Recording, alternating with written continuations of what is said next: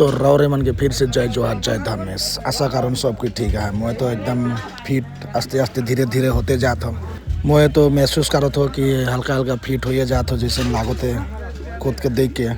तो तूनी से भी आशा करूँ कि तूनी भी फिट हुए जाता है। तो आज जिम पहुँच के कार्य लागलो हल्का हल्का एक्सरसाइज। तो वीडियो के माध्यम से रौरे मन के चाहबो कि तुहनी भी बिहान घरे उठा और कुछ ना कुछ एक्सरसाइज करे शुरू कर दो अपन बॉडी कर लगिन। और एक्सरसाइज के बाद प्रोटीन भी खाबा। प्रोटीन है, हर चीज़ में प्रोटीन है। तो यही ना सोचबा कि प्रोटीन किने बहुत तकलीफ हो गई। हर चीज़ में प्रोटीन है। तो आशा कारण सबको बॉडी बनाए देवा।